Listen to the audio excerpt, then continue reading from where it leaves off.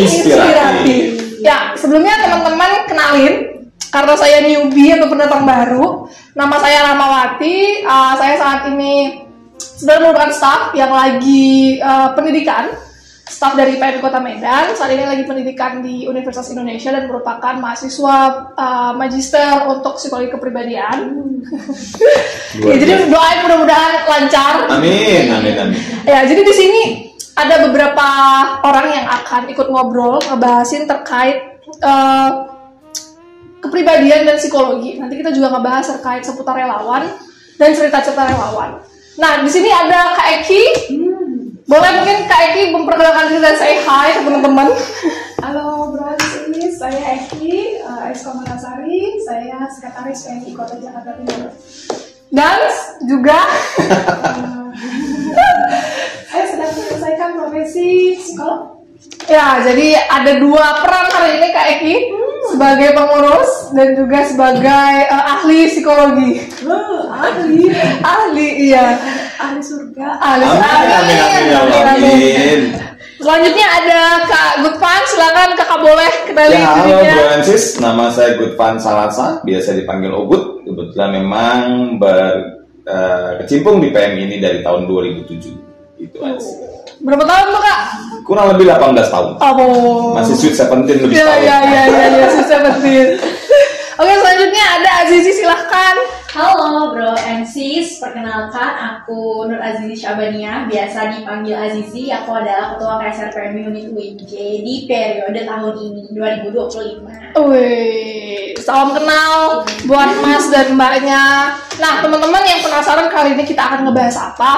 Sebenarnya fokusnya adalah bahas terkait relawan. Nah, tagline atau judulnya sebenarnya mungkin familiar nggak sih dengan kata apakah relawan hanya bisa rela tak melawan? Kemudian nanti kita bakal menggali sih terkait faktor-faktor psikologi khususnya kepribadian. Apakah memang penilaian kepribadian bagi relawan itu dibutuhkan untuk manajemen organisasi di masa depan? Nah, tadi mungkin udah dengar terkait tagline dari judul podcast kita hari ini. Apakah relawan hanya bisa tak melawan? Gimana menurut Mas ya?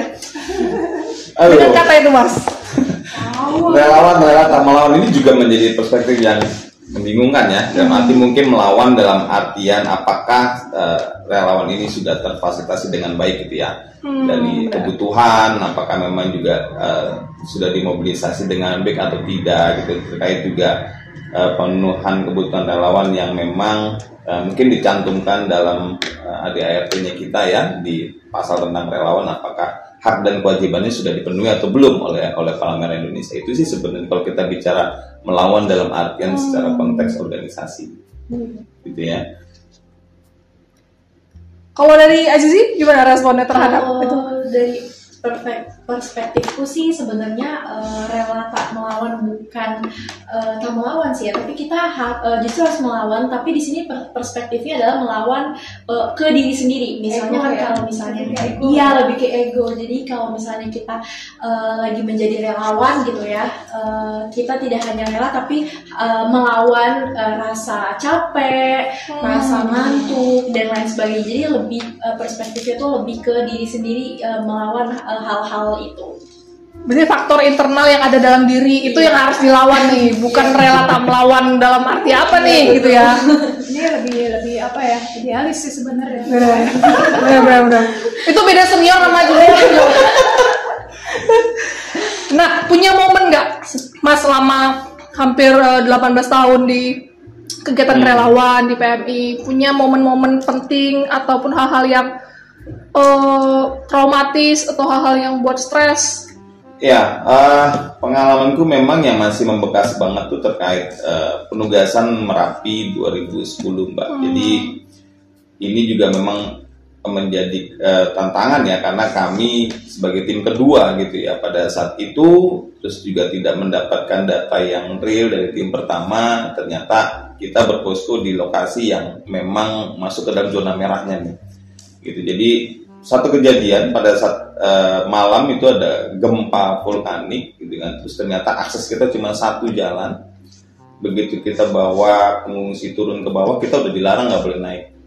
Begitu kita coba bernegosiasi dengan pada satu tim keamanan ya, ada beberapa tentara. Saya bilang teman-teman kami tertinggal Pak, ada kurang lebih 25 orang di atas sana. Berapa orang kemarin Mas yang kurang lebih 30 orang. Nah, satu tim gitu kan. Nah, begitu kita sampai ke atas, akses kita udah nggak dapat turun. Jadi malam itu nggak, teman-teman udah nggak tahu harus melakukan apa, karena dia apa ya, kayak orang cuma meluk tasnya tanpa mau bergerak, saya harus gimana nih gitu. Jadi udah benar-benar mereka udah diem sih, udah pasrah gitu, udah pasrah gitu ya. Ditambah juga leader tim kita udah bicaranya udah ngawur gitu ya, udah bilang Pak kita harus turun atau gimana? Cuma jawabannya satu, tunggu perintah Jakarta Mas. Saya bilang loh kita ini di Magelang Pak, Jakarta udah tidur deh jam 12 malam. Komunikasi lu masih iya, maksudnya tunggu perintah tuh Jakarta udah jam 12 malam, berarti udah tidur semua. Terus kita harus gimana? Ya akhirnya suka tidak suka akhirnya malam itu kita mencoba relaksasi dulu deh gitu ya, minimal begitu dengar suara Merapi itu, jadi itu suara petasan atau suara apa ya? Jadi salah satu untuk membangun semangat teman-teman. Ada kurang lebih 25 lebih itu udah meluk tas gitu, udah nggak harus ngapa-ngapain gitu kan. Udah gitu leader tim udah pasrah, berarti kan kita siap-siap di berita nih muncul 30 orang relawan PMI DKI dievakuasi kan kayak gitu. Akhirnya ya udah mau nggak mau, suka tidak suka kita turunkan leader kita. Pembagian perannya gimana Mas pada saat itu? Nah pada saat itu memang pembagian perannya juga jadi berantakan gitu ya, karena sebelum naik udah ada pembagian peran. Sebelumnya udah dibagi nih, tim evakuasi, tim humas, tim ini. Tapi ternyata begitu dalam kondisi seperti itu, ada beberapa teman-teman juga yang memang baru pertama kali dimobilisasi. Jadi itu juga menjadi kendala buat kita begitu kita membentuk sebuah tim ya. Ada beberapa yang baru pertama kali yang akhirnya kita yang harus lebih waras lah kalau gue bilang. Iya, benar. Harus lebih tenang, walaupun kita juga selalu mikirin, aduh kita jadi apa nih? Ini konsep melawan yang positif kayaknya. Iya benar ya, karena situasinya betul, udah nggak mungkin nih untuk ikut lagi nih. Gimana nih? Iya, makanya kita coba turunkan itu. Siapa yang mengambil keputusan Mas? Ya ini kita komunikasi dengan teman-teman. Ini nggak bisa kita dilanjutkan kalau si leader ini nggak berganti. Jadi kebetulan itu kan di bawah naungan provinsi, jadi kita minta teman-teman yang di provinsi untuk menggantikan, untuk mengambil alih keputusan pada saat itu. Berarti komunikasi ini nggak bisa nih kondisinya nih, tolong nih bantu nih. Temen itu aja gitu. Jadi begitu kita udah dapat leader baru, perintah evakuasi turun, kita turun ke kota Magelang, tempat kita berposko habis. Dalam hitungan jam sudah disapu oleh dan uangnya sudah turun semua. Iya. Dan itu memang Itu kebayang ya kalau nggak turun. Iya, kalau tidak mengambil keputusan pada saat itu, iya. Wah nggak tahu deh. Cuma hitungan 2 jam tempat kita habis. Jadi benar-benar kayak kita tuh turun di waktu kritis, tapi tepat gitu ya. Jadi kalau kita nunggu leader tim kita bilang tunggu perintah Jakarta lagi, mungkin ada 30 relawan PMI DKI dievakuasi dalam bentuk kantong jenazah mungkin. Setelah turun gimana respon teman-teman yang lain? Ada ngerasa shock atau aduh gini banget ya, udah deh nggak mau lagi nih atau gimana Mas? Ada traumatisnya, tapi juga terkadang juga teman-teman relawan ini unik juga gitu. Di satu sisi dia dalam kondisi yang emergensi gitu ya, tapi begitu dia masuk ke tempat yang aman malah hilang. hilang ketakutannya gitu. Jadi akhirnya mulai mengenali kondisi kebencanaannya. Berarti pada saat udah turun langsung mobilisasi lagi atau? Karena kita masih di situ selama kurang lebih hampir 14 hari, Mbak. Jadi pengalamanku di Magelang itu benar-benar 2 tempat yang kita stay, dua-duanya juga disapu. Yang pertama disapu oleh awan panas, kedua disapu lahar dingin.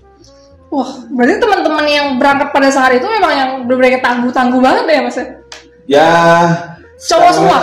Ada perempuan juga, ada juga teman-teman sibat yang dimobilisasi gitu ya. Itu kan juga jadi tantangan ya. Iya, karena mereka pertama kali mungkin dari Jakarta rasa ingin membantunya tuh tinggi. Iya, gitu. kemudian baru pertama di bencana nih, ayo bergabung di PMI, dimobilisasi kan aura ingin menolong. Iya, benar. Tapi itu tadi apakah secara kapasitas, secara kemampuan, secara mentalinya apakah mumpuni atau tidak? Nah, ini juga menjadi catatan buat kita bersama sebenarnya. Jadi mobilisasi di kebencanaan itu juga harus melihat di latar belakang. Tidak hanya tangguh. Tidak hanya tangguh, kompetensi jelas, apalagi mentalnya jelas gitu. Kita berhadapan dengan kebencanaan gitu ya. Itu sih. Itu pengalamanku di 2010 itu memang membekas banget gitu ya, karena benar-benar kita nggak dapat akses, bahwa penyintas kita orang Jakarta, mereka orang Jawa. Betul. Ya, kita ngomong bahasa Indonesia, mereka ngomong Jawa, kita pakai bahasa tubuh. Itu juga agak bukan repot ya, tapi juga jadi tantangan baru gitu ya. Itu dari Mas Gutfan. Kalau dari Azizi 2010, Azizi sedang di mana di tahun 2010? Kalian tahun berapa? 2003. Masih main. Masih berapa tahun ini? Masih TK mungkin. Gimana kalau Azizi? Kalau aku sih sebenarnya awal mulanya itu kan ikut awalnya tuh PMR gitu ya. Mungkin kalau di SMP tuh nggak begitu nggak begitu yang turun bencana dan lain sebagainya gitu ya. Kita hanya ya latihan, lomba gitu-gitu aja. Tapi pas aku masuk SMK gitu ya, nah itu mulai banyak nih pengalaman-pengalaman karena di SMK tuh berbeda lah PMR-nya gitu ya.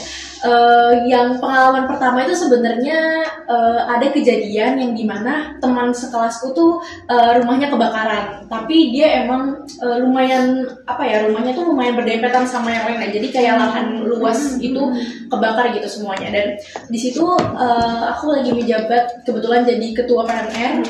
Nah di situ kan ingin bantu gitu ya temanku itu. Nah kita untuk menggalang dana, terus juga untuk untuk menggalang yang lain kayak misalnya baju, bantuan gitu-gitu, itu kan perlu adanya asesmen awal lah gitu ya. Jadi pergilah ke rumah temanku itu. Nah itu tadi ya, rela dan melawan gitu. Aku melawan rasa takutku untuk kayak mungkin awal-awal ada takut ngomong gitu ya sama Pak RT-nya waktu itu. Jadi takut nih ngomong sama anak SMA ya. Iya. SMA biasanya kalau anak SMA tuh belum berani ngomong sama yang lebih di atas. Iya, kayak takut gitu ya. Tapi di situ akhirnya aku mencoba untuk melawan rasa takut aku, dan ya aku di sana ngobrol sama ketua RT-nya apa kira-kira yang dibutuhkan, apakah makanan, apakah baju, apakah sembako dan lain sebagainya gitu. Akhirnya dapat data-datanya apa aja yang dibutuhkan, dan kita bisa ke sana itu memberikan donasinya kapan gitu ya. Dan akhirnya balik ke sekolah itu membawa data-data itu, dan kita bekerja sama-sama OSIS untuk menggalang dana gitu. Nah itu sih sebenarnya. Nah setelah itu juga ada lagi, tapi itu sih after banjir kalau nggak salah di daerah Kramat Jati. Masih PMR? Iya masih PMR juga.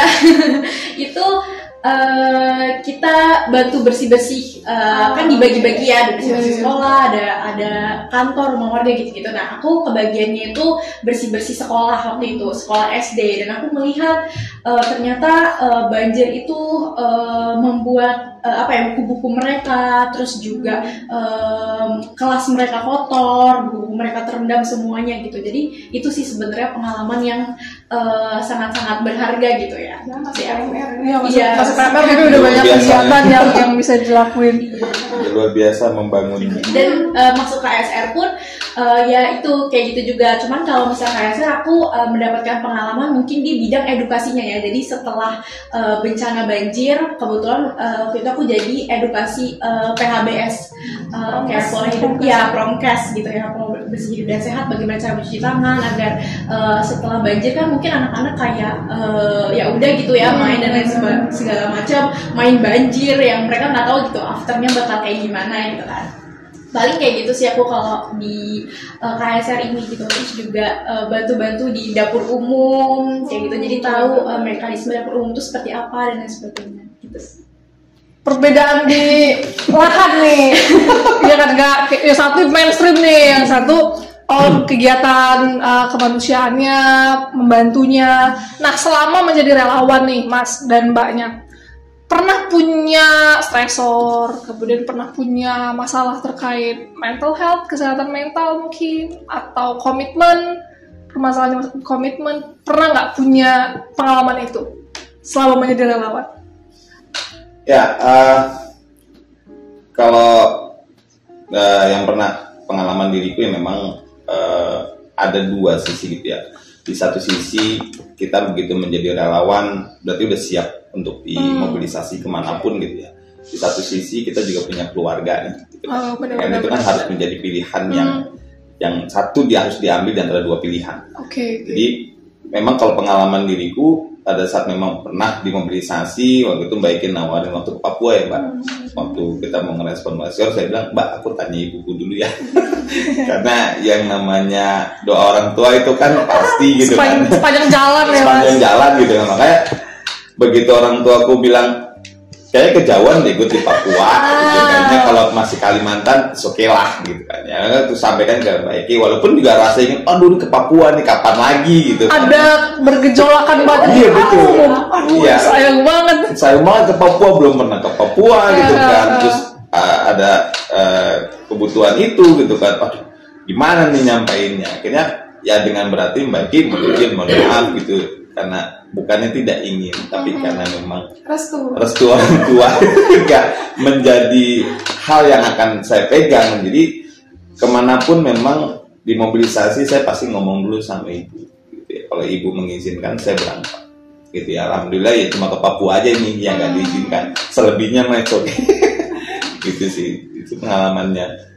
Pernah punya mungkin ketika setelah pulang dari bencana mulai ngerasa agak stres dikit nih atau ngerasa hal yang asing, kadang kan kita ngerasa wah pernah ada kejadian saya sendiri kayak kejadian kecelakaan pertama kali ngangkat laka lantas, setelah dari situ nggak bisa makan gara-gara kebayang sama nih korban dan karena kondisinya sudah parah gitu kan Mbak, dan itu stresornya sampai nggak bisa makan selama seminggu. Banyak tuh ya itu.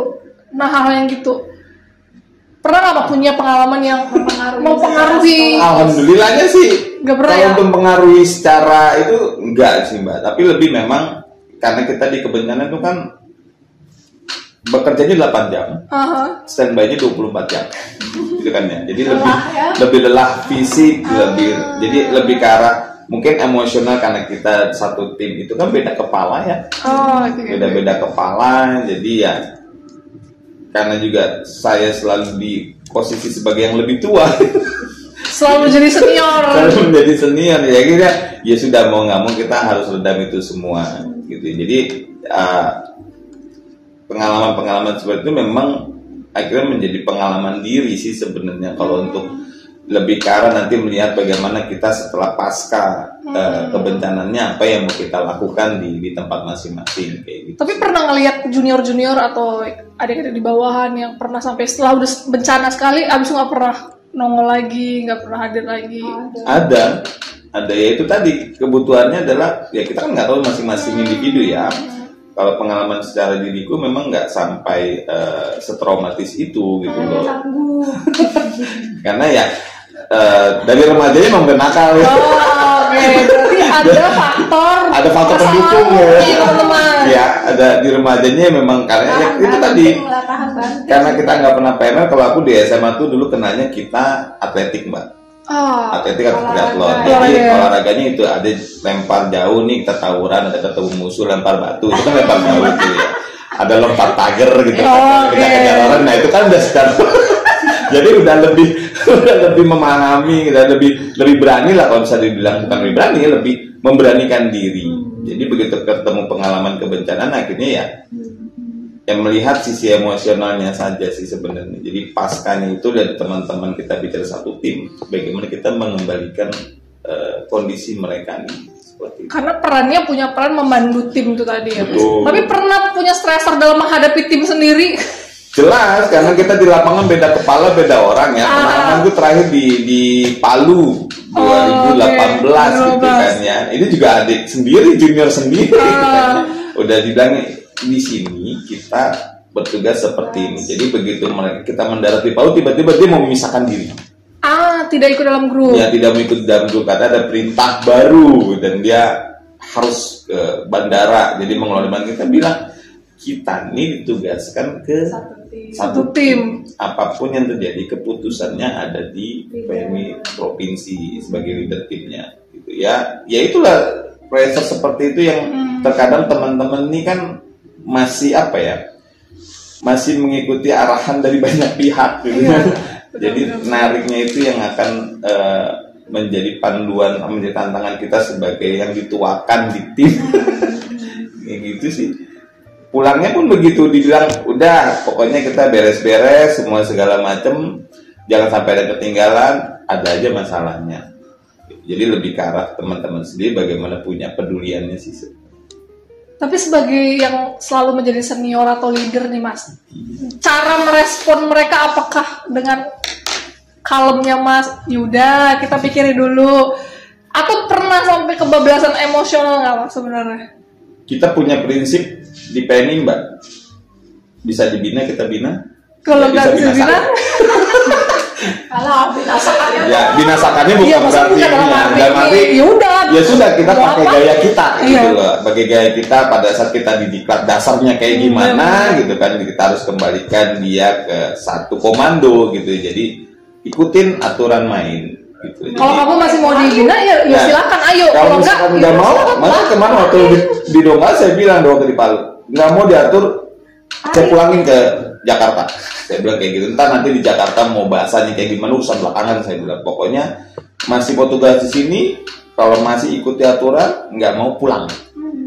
Jadi karena kan takut kita. Kalau nanti dia tiba-tiba menghilang tanpa jejak, kita kan timnya jadi kehilangan satu orang. Benar. Kita juga nanti jadi masalah gitu. Jawabnya. Itu sih. Kalau Azizi gimana? Punya stressor dalam melakukan pelayanan ataupun jadi komandan kan, ataupun komandan berinteraksi sama anggotanya, wah sampai punya perasaan kayak, aduh malas banget, aduh kenapa ngurusin ini, aduh stresnya, punya nggak pengalaman itu?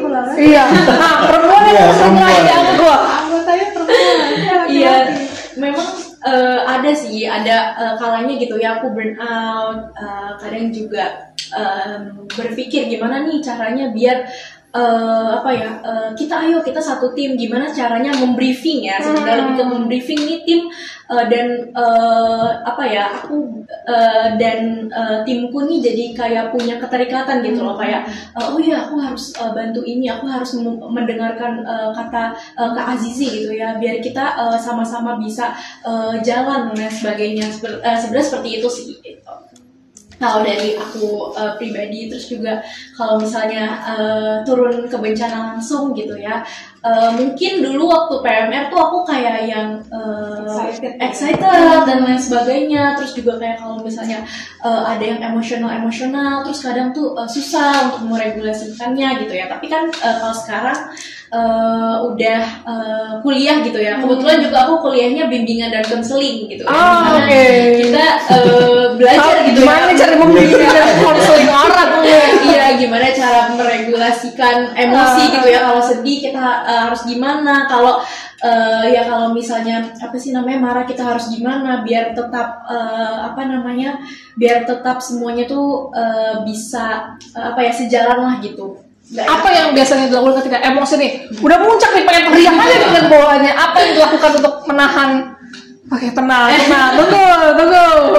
Sebenarnya kalau aku lebih ke tarik nafas, buang nafas gitu, terus mencerna, belajar berusaha mencerna dulu apa yang harus aku lakukan nih ke depannya, kayak gitu-gitu sih. Misalkan Gen Z kan punya waktu untuk, gue harus punya me time untuk berpikir dulu nih, kayak ngilang sesaat. Abis itu ghosting lah bahasanya kan, ghosting abis itu datang lagi. Oke. Kalau BK anak BK. Jadi bisa mengkonsumsi sendiri. Mas punya pengalaman dalam menahan emosi itu gimana Mas, dalam ngatur emosi sendiri kayak tinggal itu. Atau tiba-tiba duduk, biasa kan kalau cowok tuh nyudut dulu kan atau apa? Saya kan tipikalnya meledak ya Mbak. Saya tipikal itu meledak. Jadi pada saat memang udah emosi banget nih. Ya udah, tadi perintahnya adalah mau ikut aturan atau tidak. Jadi mau nggak mau keras gitu ya. Jadi kalau nggak mau kayak gitu kita pulangkan. Sederhana itu aja. Kalau mau ikutin kita jalanin, enggak ya sudah. Berarti langsung meledak di situ. Meledak di situ aja gitu. Jadi mau ikutin jalanin, enggak pulang. Mau itu aja sih. selesai sudah Itu kelar ya. harus kelar gitu. Masih ngeyel juga ya udah nggak ada peringatan kedua, udah pulang aja tuh daripada gangguin orang banyak kan gitu. Benar-benar berarti tidak menekan emosi, tidak menahan. Udah kalau udah mau bilang, ya udah meledak aja ya. Tapi tadi kita udah banyak ngebahas dan udah banyak mention terkait tangguh ya Pak, tangguh. Nah, apakah relawan nih? Mungkin kan udah beda zaman nih ya Mas sama Azizi kan. Apakah pada saat ini, pada era ini, relawan tuh hanya bisa tangguh di wilayah kebencanaan aja, saat krisis aja, atau sebenarnya relawan tuh bisa punya ketangguhan di sisi yang lain? Ya, sebenarnya kalau kita bicara tangguh itu kan sudah menyeluruh ya, dan artinya memang bencana itu kalau menurut saya penugasan mobilisasi bencana itu adalah apa yang sudah diperbuat di langkah sebelumnya gitu ya, penguatan kapasitas, SDM segala macam gitu ya. Jadi di kebencanaan sendiri pun mobilisasi udah tinggal meneruskan saja sebenarnya. Jadi udah dibangun secara ketangguhan di sisi kesiapsiagaannya. Salah satunya mungkin di saya secara pribadi itu memang sudah dibentuk secara karakter. Oke, emang udah dari kayak Mas bilang dari kecil emang udah bandel gitu misalnya ya. Itu juga salah satu keuntungan sisi positif karena udah nggak perlu harus menceritakan kayak gini kondisinya. Jadi mereka sudah paham dengan kondisi itu. Ini PMI itu aktualisasi aja lah ya. Pengakuan kayak ini tempat gue nih. Nah, itu karena ya secara pengalaman diriku memang bicara tangguh itu jadi bukan kita hanya dimobilisasi saja Mbak. Jadi dibangun dulu secara personalnya gitu ya.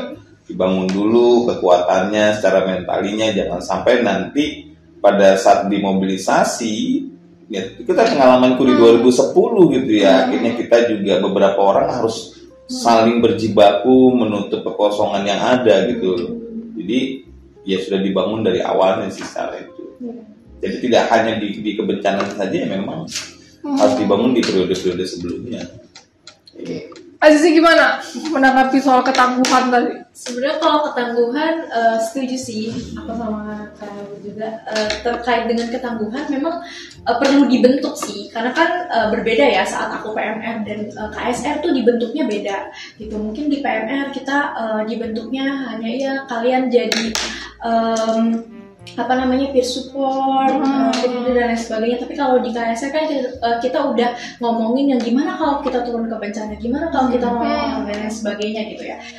Dan itu kan porsi yang berbeda gitu ya. Mungkin definisi tangguh aku saat PMR berbeda dengan definisi tangguh aku saat ini gitu ya, pas di KSR itu. Mungkin kalau di PMR tangguh itu bisa ikut latihan terus, ikut kegiatan-kegiatan dan lain sebagainya.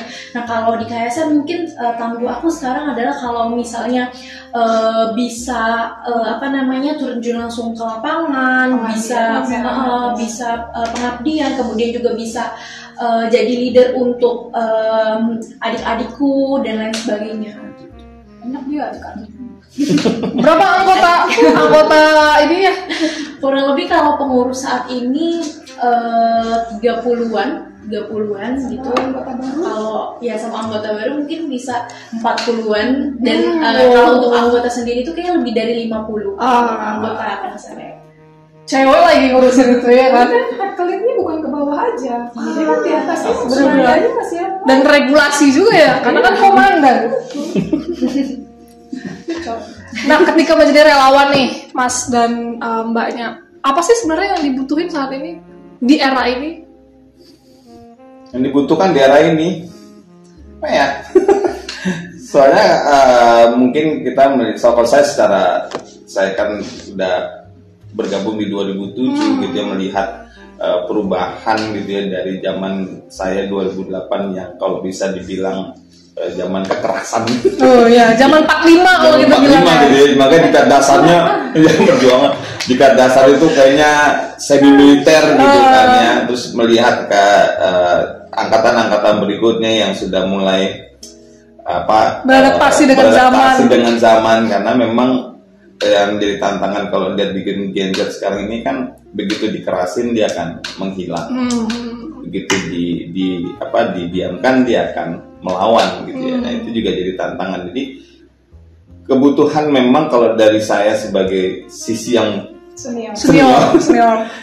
Ini memang lebih banyak bagaimana kita juga bisa berkontribusi di PMI sendiri gitu. Karena kan ada beberapa teman-teman di angkatanku sendiri kan juga udah ada yang menghilang tanpa jejak gitu. Kemanakah mereka gitu kan ya? Apakah mereka tidak mendapatkan informasi atau apa? Jadi lebih kayak pengen, ayo kita refresh materi, refresh ini lagi gitu ya, refresh bagaimana juga mekanisme mobilisasi. Jadi juga teman-teman juga akhirnya paham gitu bahwa bukannya tidak disingkirkan dalam tanda kutip, tapi ayolah kita bergabung gitu. Jadi memang lebih membutuhkan tuh kayak sharing sessionnya sih lebih banyak sih. Gitu sih. Kalau Azizi, apa yang dibutuhkan relawan saat ini, Azizi? Kalau menurut aku sih yang dibutuhkan relawan saat ini gitu ya, itu adalah yang pertama mungkin kesempatan ya, karena kan nggak semua relawan nih sebenarnya memiliki kesempatan yang sama dalam artian mungkin saat dimobilisasi dan lain sebagainya gitu ya. Tapi kedua orang tuaku yaitu UNJ dan PMI sangat membuka kesempatan yang besar gitu ya untuk aku, teman-temanku dan juga adik-adikku, bahkan kakak-kakakku juga gitu. Nah, terus kita juga banyak sekali mengikuti pelatihan-pelatihan gitu ya. Jadi satu orang tuh bisa beberapa pelatihan sudah diikuti, beberapa kegiatan juga diikuti kayak gitu. Jadi mungkin untuk kebutuhannya menurut aku itu pengetahuan kapasitas. Sejauh ini sudah terpenuhi sejauh mana? Kepuasannya sejauh mana untuk memenuhi itu? Sudah sangat puas sih. Karena kan dari awal mula PMR, kebetulan juga aku PMR-nya tuh masuk lingkup Jakarta Timur. Nah, di situ aku juga di PMR sangat-sangat difasilitasi gitu ya, dari sekolah, terus juga kebetulan aku juga pas PMR sering banget berkegiatan di PMI Jakarta Timur, karena kebetulan masuknya kan masih Jakarta Timur gitu ya. Waktu itu memang aku awal mulanya juga kayak ikut Jumbara 2019 jadi peserta gitu ya, terus ikut lagi kemarin 2025 tapi sudah menjadi panitia gitu, Panitia. Bentar lagi peserta temu karya. Jadi jenjangnya naik. Jadi itu sih sebenarnya kebutuhan akan kesempatan, terus juga kalau sekarang tuh self improvement gitu ya. Jadi kita bisa punya kapasitas yang lebih lah. Nah, kalau dari sisi pengurus Kak Eki, Tarik nafas aku. apa sebenarnya yang dibutuhin PMI-nya terhadap relawannya gitu? Apa sih PMI ya, selain kalau kita kan pastinya memperhatikan hak-hak mereka ya. Itu yang paling dasar. Kita harus paham relawan punya hak. Terlepas yang paling diutamakan adalah melakukan kewajibannya dulu. Sebelum mereka bergabung sebagai relawan, mereka harus paham job desk-nya, tugasnya, perannya gitu. Nah, melalui pelatihan lah kita insert pemahaman di orientasi Kepala Merahan itu apa, supaya mereka juga paham tentang Kepala Merah, kemudian tugasnya, baru setelah kewajiban-kewajibannya dilaksanakan, kemudian kita berikan hak-haknya. Kebutuhan kita adalah bagaimana dia melaksanakan tugas perannya secara bertanggung jawab, dan jangan lupa tidak hanya itu, tetapi memastikan bahwa mereka juga harus memperhatikan keamanan diri sendiri. Nah, makanya kewajiban kita, kebutuhan ini termasuk kebutuhan ya. Begitu mereka di deploy atau di mobilisasi, ada petugas yang memastikan mereka udah paham dengan daftar tilik. Daftar tilik itu adalah hal-hal yang kalau mau tugas baris dulu briefing gitu ya. Itu tugas koordinator lapangan dong harusnya, bener ya Mas? Iya, staff ada di manajer. Oke. Bisa kepala seksi pelayanan atau penanggulangan bencana, atau kepala bidang pengurus, atau kepala markas langsung boleh. Benar-benar. Nanti mereka punya ada satu kayak memang daftar, itu harus di checklist. apakah benar mereka sudah memahami tugasnya, tahu di sana berapa hari, pulangnya kapan, tugasnya apa. Yang tadi Kak Ubud bilang, jangan sampai dia keluar dari koridor datang ke sana kayak menyerahkan diri tanpa mau ngapain di sini, nggak tahu. Itu jangan sampai terjadi. Benar. Apakah mereka benar-benar sudah difasilitasi dengan ID card, uniform, surat tugas, keamanan semuanya, sampai asuransi pun harus menjadi sebuah kebutuhan. PMI menyediakan itu. Kebutuhan kita ya paling tidak mereka lebih komitmen, kontribusi yang lebih, karena kita juga tidak akan bisa eksis melaksanakan mandatnya pemerintah PMI tanpa relawan. Benar, karena ya relawan adalah garda terdepannya. Iya, mereka adalah pelaksana tugas PMI di lapangan. Walaupun tentu saja tidak bisa lepas staf pengurus itu menjadi leader yang harus memantau kerja tugas-tugas mereka. Kita paham mereka punya kompetensi, mereka punya pengalaman, mereka punya kapasitas ketika turun lapangan. Tapi tanpa adanya leader, tanpa adanya panduan yang jelas atau fasilitas yang disediakan oleh PMI, itu nggak akan bisa. Benar banget. Nah, tadi nih kayak dari Mas Gustaf juga udah ngebahas terkait, dan banyak kita dengar terkait kata-kata tangguh itu headline-nya siapa ya? Tangguh. Itu headline-nya BNPB itu. Oh iya. Iya, PMI juga dari dulu ya ada kata-kata tangguh gitu ya, Pak. Tidak menjadikan satu karena kita kan punya nilai-nilai yang 7 prinsip itu di dalamnya semua ketangguhan. Nah, jadi sebenarnya ini ganti baju lagi nih sebagai profesi nih. Ganti dulu aja sebagai profesi. Nah, jadi kayak apa sih sebenarnya ketangguhan itu tadi? Kayak tadi Mas Gustaf ada bilang, ya saya memang dari kecil emang udah gini, memang udah ada dalam diri saya gitu. Nah, Azizi juga mention tadi bahwasannya ya saya memang juga suka, ya memang udah bisa beradaptasi. Jadi sebenarnya apa ketangguhan itu? Itu konsep apa? Ketangguhan itu kan sebenarnya bukan cuma kayak orang tangguh, kayak tahan banting gitu. Orang tuh selalu lo kuat atau berani tahan banting. Sebenarnya nggak cuma itu, nggak sesimpel itu. Begitu teman-teman yang tangguh, tempatkan di suatu tempat, dia tidak mampu beradaptasi, nggak tangguh namanya. Ketika dia ditempatkan dengan kapasitas, dengan katakanlah kemampuan, kompetensinya yang bagus, ditempatkan di suatu kondisi bencana yang ekstrim, dia tidak mampu beradaptasi, tidak mampu menerima perubahan, tidak mampu melakukan interaksi sosial, dia nggak tangguh. Karena abis itu dia langsung speechless, dia nggak tahu harus ngapain. Karena tadi yang Kak Ubud bilang, dia nggak mampu menerima leader karena dia merasa kapasitas saya sudah lebih tinggi. Leader siapapun nggak mau didengar gitu. Itu tidak mampu melakukan adaptasi, itu nggak tangguh. Berarti tangguh itu sendiri adalah sikap terhadap tantangan. Ya, mampu melakukan adaptasi, kemudian adaptasi yang dia apply ke dalam kesehariannya dia selama dia tugas, kemudian dia mampu melaksanakan tugasnya secara bertanggung jawab. Itu akan secara otomatis dia akan bekerja sesuai dengan yang diharapkan. Teman-teman juga pasti akan menerima, akan lebih teamworknya bekerja gitu. Berarti ada kontrolnya, ada komitmen dari individu itu, lalu tantangannya. Dia mampu melakukan melakukan manajemen kontrol emosinya segala macam. Jadi nggak cuma tahan banting saja, tapi dia mampu yang tadi Zizi bilang melawan ego, itu bagian dari ketangguhan. Mampu menyesuaikan diri, menerima perubahan, menerima instruksi, menerima code of conduct, menjalankan code of conduct, menjalankan daftar tilik, gitu, melaksanakan prosedur, itu bagian dari ketangguhan. Terus apakah di semua orang ada ketangguhan itu? Sebenarnya pada saat mau kita melakukan penugasan, itu sudah dilakukan asesmen dulu.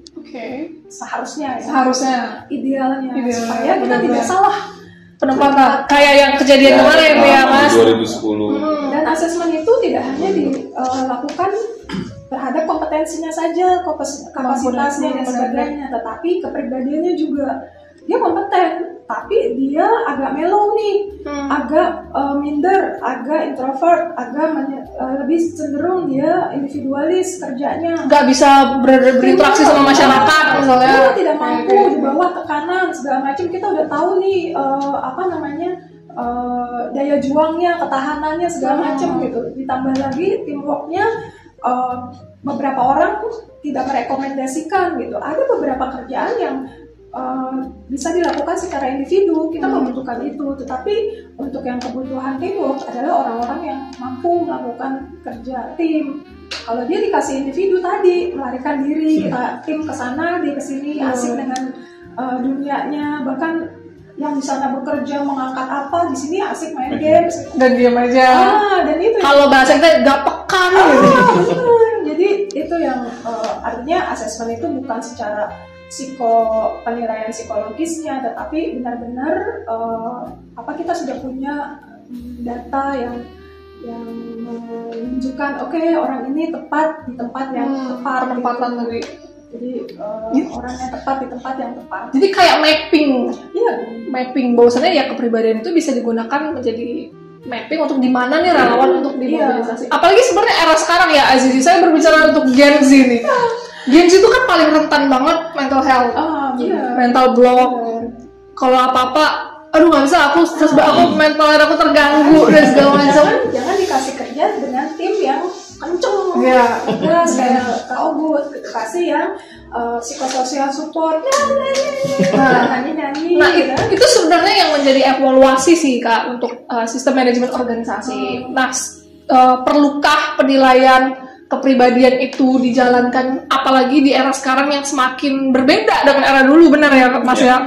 Nah apakah itu perlu untuk kita tinjau kembali, ini perlu loh untuk diimplementasikan untuk kedepannya? Ya sebenarnya perlu ya, tetapi kan tidak semua markas kota itu punya kapasitas untuk melakukan asesmen psikologis untuk psikologi, tapi kalau misalnya ada itu lebih baik. Jadi kita sudah punya file data, informasi yang ketika kita udah punya nih orang ini cocok di tempat ini. Gitu. Tapi kalau misalnya pun tidak punya kapasitas, kota kabupaten kan masing-masing beda ya kapasitasnya gitu. Sebenarnya pada saat dia pelatihan dasar KSM itu kan lama ya. Nah itu secara langsung kayak pimpinan tuh udah tahu, udah bisa memetakan orang, orang ini begini. Awalnya tuh hanya asesmen by pengalaman. Kita udah pernah tuh ketemu sama orang seperti ini. Gitu. Besoknya lagi menunjukkan, yakin bener nih. Dan sampai pada akhirnya itu dijadikan kayak kalau kita ya di psikologi ada namanya case conference, membahas karakter seseorang untuk memvalidasi, ya bener nih orang ini karakternya ini, tanpa dilakukan psiko-assessment gitu, psikotes. Nah, aku yakin Azizi juga dari sekian 30-an udah tahu dia ini nih yang bisa dibawa untuk pemain anak-anak nih, ini bisa di ini. Iya juga. Ji minta orang untuk besok ada training psikososial support. Dikasih orang-orang yang ceria, yang ini, yang begini, dikasih pelatihan psikososial tepat gitu. Nanti orang yang ini misalnya entry data gitu, kan tuh berkutuk. Karena dia jago nih di komputer. Dia jago di komputer dan dia emang orangnya introvert yang senangnya individualis, suka tuh kerjaan gitu. Kalau orangnya yang pendiam gitu ya kasih tuh psikososial support gitu. Dulu terimplementasi nggak Mas hal yang seperti itu, kayak ada pemetaan siapa yang jago di mana? Sebenarnya dulu tuh juga udah dipetakan seperti itu gitu. Cuma kan kembali lagi bahwa ada juga teman-teman kita yang memang pengalaman itu waktu di Palu gitu ya, Sulawesi Tengah memang kita udah dipetakan nih Mbak. Tapi ternyata itu tadi ada yang memang orang hobinya ngegame gitu, jadi begitu diposisikan di posisi respon atau di posisi layanan gitu, dia nggak support dengan teman-temannya, yang akhirnya kita moving gitu. Artinya kalau emang sukanya main game, udah buka laptop entry data. Jadi akhirnya dia akan menemukan dunianya sendiri di situ, karena kan orang yang data kan orang-orang yang nggak bisa diganggu sebetulnya. Jadi suka-sukanya dia gitu. Jadi kalau dibebankan ke bidang yang lain dia akan kolek gitu. Nah itu juga sebenarnya dipetakan, cuma memang belum sampai sedetail ya, sedetail sampai dia hobi di mana, posisinya ada di mana. Karena kita memang saat ini pemetaan itu adalah pernah pengalaman di bidang apa, kapasitasnya ada di mana gitu ya. Jadi kalau misalkan dia hobinya jepret-jepret, udah ambil di humas, ada bikin fotografi dan segala macam dokumentasi gitu.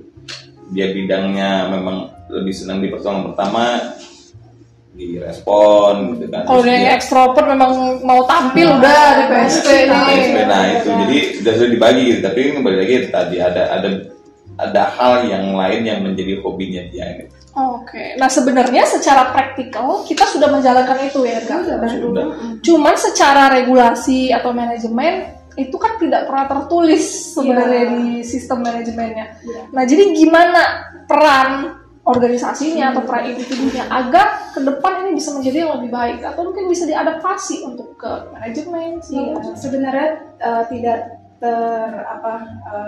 tertulis gitu ya tentang asesmen psikologi, tetapi di daftar tilik itu sebenarnya ada tertuang bahwa dia sesuai dengan kapasitas, kayak Code of Conduct juga memastikan bahwa relawan yang dimobilisasi itu sesuai dengan kapasitasnya segala macam. Itu udah tanda udah bisa dijabarkan luas, itu include di dalamnya. Dia tidak hanya kapasitasnya, kompetensinya, tapi termasuk karakternya juga sesuai. Kalau karakternya tidak sesuai dengan kondisi bencana, karena itu juga pernah pengalaman dulu pertama kali saya di staf penanggulangan bencana, saya memanage mobilisasi tugas di Aceh. Oke. Nah, siapa? Tsunami Aceh. Ya. Nah, betapa banyak mobilisasi setiap hari saya lakukan untuk berangkat relawan ke sana. Kak, itu tidak dulu tuh belum namanya daftar tilik tuh belum ada. Iya. Kak, saya siap ini. Siap aja ya, siap semua. Sebulan loh gitu. Sebulan. Okay. Siap Kak. Alhamdulillah sampai sana dia menangis, histeris. Akhirnya kita jemput. minta pulang dan dia tidak bisa makan karena dia melihat mayat bergelimpangan. Dia tidur di sampingnya itu ada mayat yang belum diangkut dan sebagainya. Kita nggak tahu kalau bakal gini. Oke, kita pulang aja ya. Pulang dijemput sama saya sama pengurus. Itu yang pertama. Yang kedua, trauma. Benar. Dan dia tidak bilang. Dia agak senior sih, gitu. Dia bilang, Kak Eki ini timnya Jakarta Timur pula kan. Timnya pulang satu, dicariin nggak ketemu, taunya apa? Kita samperin ke rumahnya, alhamdulillah dia ada. Berarti ngilang. Memang hilang. Dan di situ baru kita berarti kalau kita mau mobilisasi itu benar-benar mencari orang-orang yang di briefing dulu, pastiin dulu kondisinya begini, nggak cuman yang sehat fisik tapi sehat mental. Sampai sana pulang, saya tanya kenapa, nggak sanggup Kak, saya kondisinya itu orang relawan PMI semuanya gila Kak, dia habis ngangkat jenazah terus habis itu makan kan, nggak sanggup. Itulah. Tapi era sekarang gimana kita mengukur itu? Kita memobilisasi misalnya wallahu alam ada bencana, kita ingin memobilisasi, ya bukan hanya dia punya dia punya sertifikasi. Terus apakah penilaian terkait kemampuan dia dari psikologis itu sebenarnya penting ya Kak? Tapi gimana cara kayak misalnya organisasi kita bisa punya itu dan itu dijadikan salah satu hal yang harus dipertimbangkan. Palu sudah menjadi contoh implementasi ya, bahwa kita memberikan penugasan kepada relawan sesuai dengan kapasitasnya, kompetensinya. Di sana dibutuhin psikosocial support.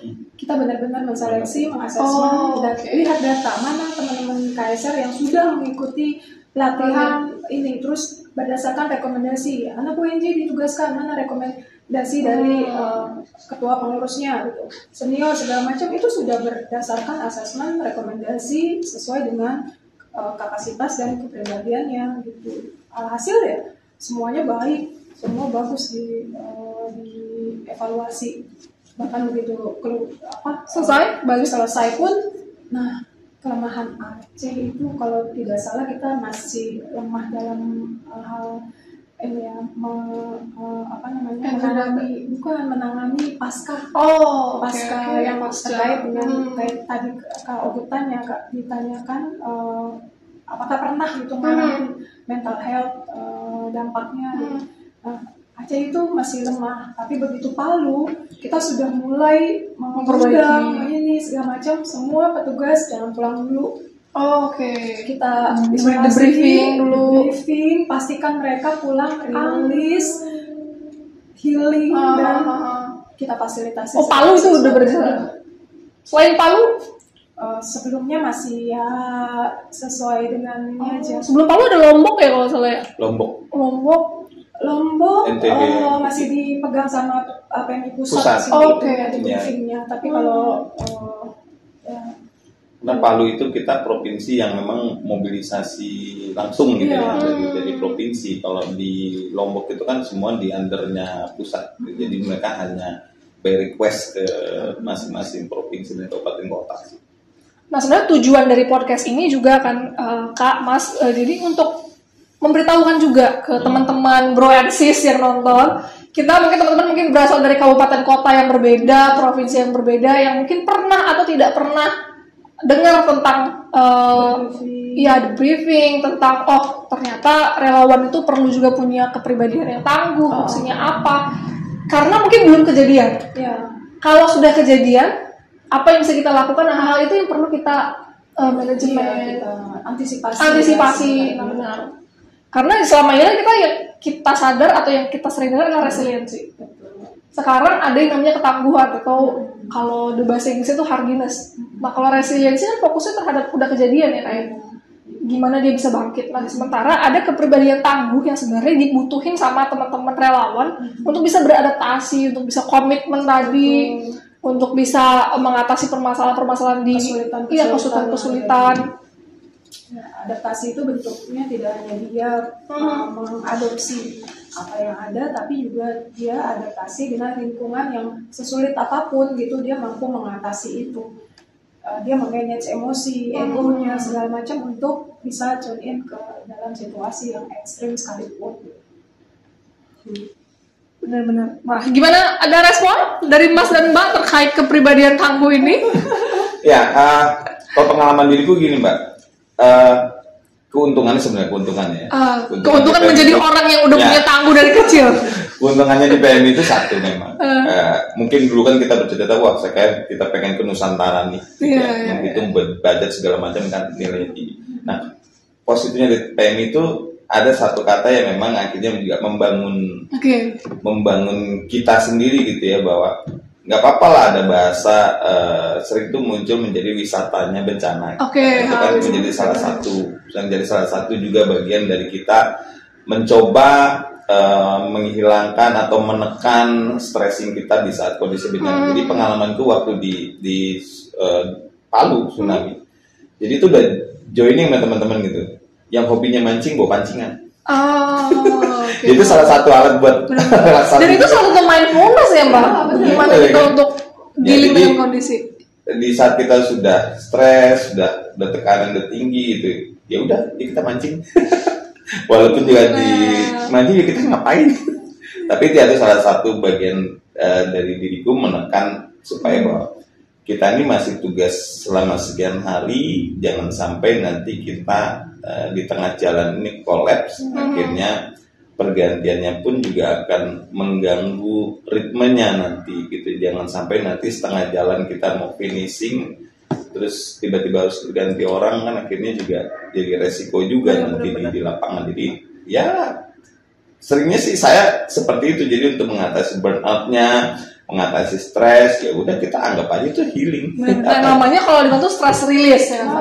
Tapi ini mungkin agak di luar sedikit, nggak di luar konteks banget sih sebenarnya. Kalau kita di wilayah bencana nih kan, kayak seminggu atau 2 minggu, relawan itu kan pasti punya masa depresnya atau masa stresornya. Nah, terkadang mereka mengambil break time untuk stress release, tapi kadang-kadang misalnya dilihat yang terlihat oleh masyarakat atau yang terlihat oleh sekitar kayak, kok kamu nggak bantu itu kadang-kadang juga jadi apa ya? Dilema untuk relawannya sendiri, benar ya Mas? Benar. Jadi kalau kita ini memang pengalaman ya, karena ya, kembali lagi saya dituakan yeah. pengalaman di kebenyan. Jadi satu hal yang memang akhirnya saya dapat bahwa untuk menghindari pertanyaan-pertanyaan di masyarakat, gitu, atau jangankan masyarakat ya, pertanyaan teman kita sendiri. Teman kita sendiri, ya. Benar. Jadi kembali lagi harus juga diingatkan bahwa kembali ke job desk-nya. Oke. Gitu ya. Yang terkadang kan di teman-teman ini bahwa yang namanya kita relawan kayak share satu kerjaan dikeroyok rame-rame gitu. Yang akhirnya juga menjadi kelemahan kita sebenarnya. Jadi teman-teman tenaganya udah habis semua nih karena dia harus di posisi satu isi. Jadi saya juga sering mengingatkan bahwa kembali dulu kita ke job desk-nya masing-masing. Ya jadi jangan nanti berpikir bahwa kok nggak bantuin sih kita ngangkatin barang berat-berat di kok cuma foto-foto atau apa kan bisa gitu ya. Itu kembali ke job desk masing-masing supaya apa? Jangan sampai nanti beban pikiran teman-teman bertambah. Benar-benar. Karena begitu dia sudah memikirkan pekerjaan orang kan otomatis bebannya bertambah secara psikologinya dia. Jadi saya kembali lagi mengingatkan bahwa job desk dulu kita selesaikan. Masing-masing kalau job desk-nya sudah selesai, mau bantu sok monggo, tidak juga nggak jadi masalah. Gitu. Itu juga coba kita bangun di prinsipnya kita di pada saat dimobilisasi gitu. Jadi jangan sampai nanti wacana teman-teman bilang bahwa oh ini nggak mau bantu, udah besok nggak usah dimobilisasi. Itu kan sering muncul seperti itu kalau di rencana. Sama ini juga kewajiban yang mengurus staf kepala markas itu kan memastikan bahwa keamanan dan keselamatan petugas relawan itu di lokasi. Pastikan jam kerjanya, jam istirahat, jam makan. Itu benar-benar mereka nggak boleh abai. Itu beberapa ada kejadian yang sangat menyedihkan dan kita sih menyesalkan itu terjadi gitu ya, sampai ada relawan yang meninggal dunia karena kelelahan. Iya, karena ini kan sebenarnya mereka tuh kayak excited dengan heroiknya, benar-benar ingin tampil all out gitu tanpa memikirkan ada batas di mana dia harus istirahat, batas dia harus makan, harus ngemil, harus segala macam gitu, minum dan sebagainya, tanggung gitu, itu kan saking ininya gitu, saking excitednya, rasa hero-nya membantu, dan itu yang paling kita tekankan sekali, tidak boleh abai untuk makan dan istirahat, waktunya tidur. Iya benar, karena apalagi bencana itu kita nggak tahu datangnya kapan, bisa jam 2 malam, jam 3 malam. Di saat orang terlelap kita kerja. Terus ketika orang bangun pagi kita kelelahan. Terus ketika orang ngelihat kita istirahat, terus kita dibilang nih, kok kamu main, kok kamu nggak kerja tanpa melihat malam kita udah ngapain. Nah itu memang hal-hal yang harus. Itu yang terjadi di 2010 Mbak. Oke.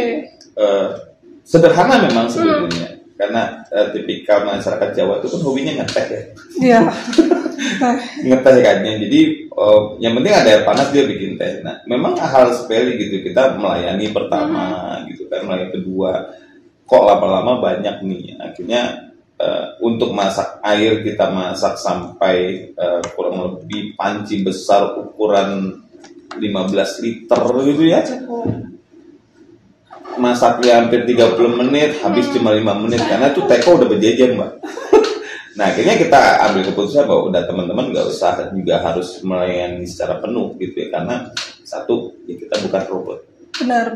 Kita juga membantu di sini mensupport gitu. Kalau teman-teman melayani semua, teman-teman besok dievakuasi nih per bulan, keteteran karena lelah gitu, karena memang prinsip bekerja sih sama ya dengan 8 jam gitu, cuma itu tadi karena tuntutan masyarakat terus yang tadi Mbak Eki bilang wah mumpung heroik gitu ya, mau menolong semua segala macam, akhirnya kerugiannya di pihak kita. Akhirnya kita buat keputusan bahwa Bapak dan Ibu pada saat itu di masyarakat kalau memang butuh air panas untuk malam berarti ditaruh aja tekonya. Jadi kita break dulu, kita istirahat 2 jam 3 jam baru nanti kita akan layani. Karena kalau nggak gitu sampai tengah malam Pak teko itu datang. Iya benar. Apalagi kita yang jagain aja. Jadi mau dan konsumsi kita juga, kita kan memprioritaskan pengungsi atau korban. Sementara kitanya ya udah nanti dulu. Salah satu strateginya adalah melibatkan mereka. Benar. Akhirnya mereka suruh masak sendiri biar teman-teman dalam punya kesempatan untuk istirahat. Karena kalau nggak gitu, wah bapak belur kita. itu bagian dari leadership ya. Sebenarnya ketangguhan itu juga bagaimana memobilisasi para penyintas, tidak hanya kita melayani, tetapi di mana nih letak leadershipnya para relawan ya, untuk mengajak gitu, tidak nyuruh pesannya kan, tapi mengajak, ayo ibu kita lakukan ini gitu, karena semuanya pasti bisa dimobilisasi, tergantung dari cara mengkomunikasikannya gitu. Banyak insight sudah terkait relawan Mas dan Mbak dan Keki. Last question, apakah era sekarang, zaman sekarang menjadi relawan masih relate dengan situasi Gen Z dan Gen Alpha?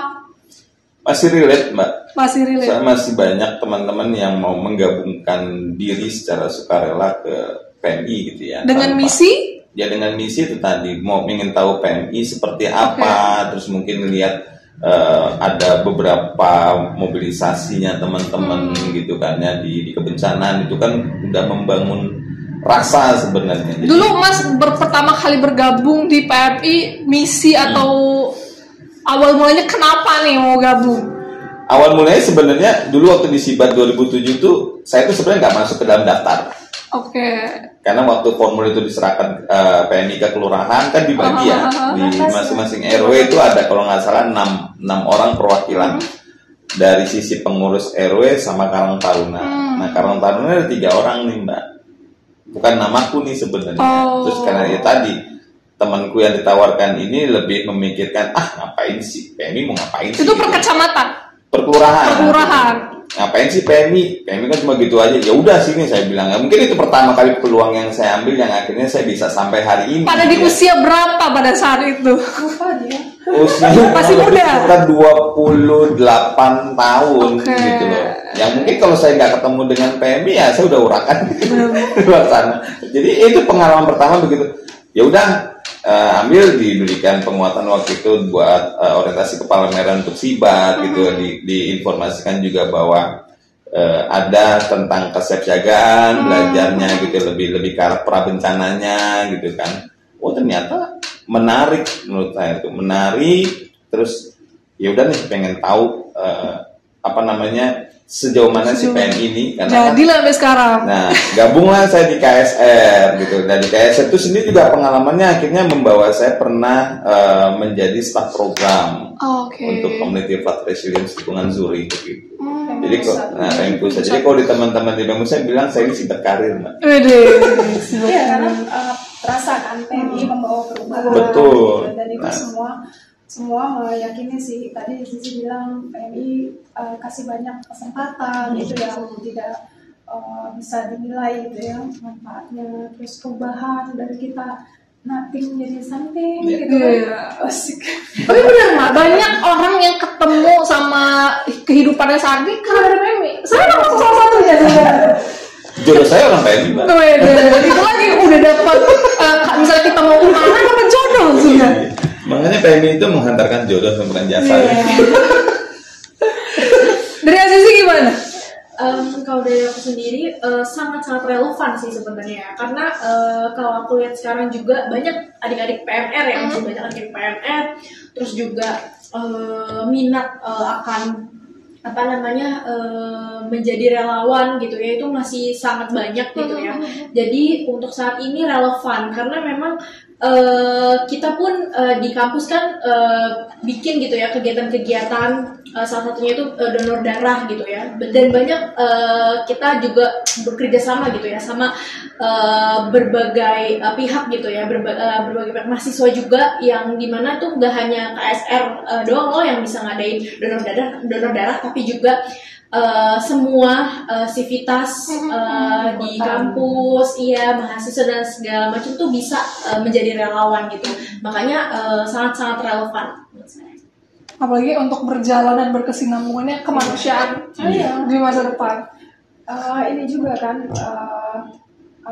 kalau di kampus itu kan apalagi menghadapi nanti ya dunia kerja, tidak hanya oh berapa IPK-nya, Benar. terus oh cum laude, oh lulusan terbaik ini. Begitu coba pengalaman organisasinya, ada saya fokus sama belajar, fokus ngejar IPK, scholarship segala macam, terlupakan padahal itu adalah bagian yang soft skill yang menjadi apa ya, kayak poin penting banget beberapa perusahaan melihat itu gitu. Apalagi kayak di ASN gitu, misalnya kita mau jadi pegawai negeri, beberapa rekomendasi PMI itu udah berseliweran. Benar kalau itu ya. Aku tuh ditelepon, jangan kan itu ya, untuk masuk ini deh, jalur prestasi Kampus. ini anak-anak UNJ kan, kalau setelah dia PMR, kalau lagi mau musim masuk Banyak tuh masuk rekomendasi. Orang rekomendasi. Iya, artinya itu menjadi bagian dari kebanggaan kita bisa menghantarkan mereka yang aktif dan segala macam untuk mereka selesainya mereka akan lapor ke rekomendasi PMI, sertifikasi PMI, sertifikat pelatihan ini Kak menghantarkan saya jadi ikut perguruan tinggi negeri, kemudian bisa dapat scholarship ini, bisa dapat beasiswa ini, project ini segala macam gitu. Itulah yang bisa kita benar-benar fasilitasi. Dan itu relate banget sama dunia Gen Z, apa? Karena scholarship dari baik dalam negeri dan luar negeri itu pelayanan kemanusiaan itu jadi nilai lebih untuk anak-anak yang pernah atau kita yang pernah bergabung di dalamnya. Ya apalagi kan kalau sekarang itu PMI nggak hanya tentang turun bencana dan lain sebagainya gitu ya, bisa juga di bidang edukasi. Kebetulan saya juga orientasinya tuh sebenarnya ke guru ya, untuk menjadi guru gitu ya. Dan saya mendapatkan pengalaman ngajar ekskul ya, hanya ngajar ekskul karena saya mendapat pengalaman begini ya cara mengajar. Jadi itu yang bisa saya bawa gitu ketika nanti saya mengajar. Jadi saya udah tahu kalau SD harus kayak gimana, kalau SMP harus gimana, kalau SMA harus gimana, itu dari ngajar PMR. Gitu. Jadi dari fasilitator, relawan itu sangat-sangat relevan sekali. Masanya sudah berkembang kan Mas Gufman. Dari dulu yang kita fokus, pokoknya relawan turun bencana berangkat. Sekarang ada di masa relawan muda saat ini, dia sudah berkembang. Bahwasanya PM itu tangguhnya atau pelayanannya bukan soal di wilayah bencana aja, tapi ada program-program kemanusiaan, program-program pemberdayaan masyarakat. Dan di luar negeri itu banyak banget proyek-proyek yang segmennya itu anak muda. Betul. Zizi teman-temannya itu udah berapa proyek yang dilahapkan. Itu kalau kita pengurus staff tidak mengakomodir, tidak memfasilitasi itu gitu, peluang itu lewat aja gitu. Padahal kayak limitless ya kan, terus apalagi tuh dari dulu tuh Dance for Life kita sama UNFPA, project dengan remajanya, dengan kedubes Jepang, dengan sekarang dengan limitless, kita jadi forum di global internasional gitu, ASEAN ya, Southeast Asian Youth Network. You part of that. Itu yang tidak bisa diakses oleh semua. Benar, itu yang harus kita sosialisasikan. Nah sebenarnya bro and sis, kalau teman-teman aware terkait tentang peluang-peluang itu, nah mungkin nanti karena kita sudah masuk ke area closing, silakan follow PMI Jakarta Timur, tonton juga podcastnya, intip-intip. Nah kalau memang nanti teman-teman atau bro and sis mau ngobrol lebih lanjut terkait program-program relawan yang bisa kita tindak lanjuti, apalagi ke depan tadi ada mention program internasional yang kita bisa mendapatkan pendanaan, kita bisa dimobilisasi tanpa harus menunggu dan punya regulasi, itu kita bisa banget kita bedah. Bisa banget. Komen silahkan kalau memang butuh sesi tambahan untuk program podcast. Nanti akan difasilitasi sama Kak Eki. Di PMI Jateng juga ada Kak Farah yang memang jago banget di bidang manajemen program. Kalau nanti memang dibutuhin untuk coaching atau mungkin podcast ngobrolin tentang program biar akses informasi terhadap relawan itu terbuka seluas-luasnya, silahkan komen teman-teman. Senang hati. Ya, jadi itu ending dari pembicaraan kita hari ini. Terima kasih buat Azizi, terima kasih Mas, terima kasih Kak Eki yang udah ngebahas terkait kepribadian relawan, apa sih pentingnya. Nah, harapannya adalah ke depan kita bisa menindaklanjutin ini sih Mbak Kak Eki. Dimana ini juga perlu dibahas bukan hanya tingkat kota, tapi di wilayah-wilayah lain, karena kita paham bahwasannya masih ada wilayah-wilayah, masih ada regional-regional yang terbatas akses informasi hal-hal yang seperti ini. Nah, itu sih tujuannya juga dari podcast ini. Oke, terima kasih teman-teman. Kita tutup. Kalau ada sesi selanjutnya, saya bersedia untuk diundang kembali. Atau saya menawarkan diri juga nggak apa-apa. Prinsipnya no one behind. Oh, no, iya benar. No one left behind, teman-teman. Kalau kita jalan bersama, Kita jalan sukses bersama. no one Benar. left behind.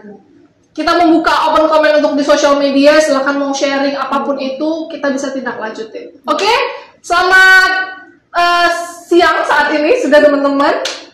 Terima kasih atas semuanya. Kita tutup. Tadi ada tagline kita, Bro and Sis, obrolan santai dan inspiratif. Oke, kita mulai penutupan lagi. Oke, terima kasih teman-teman. Kita undur pamit. Bro and Sis, obrolan santai, inspirasi.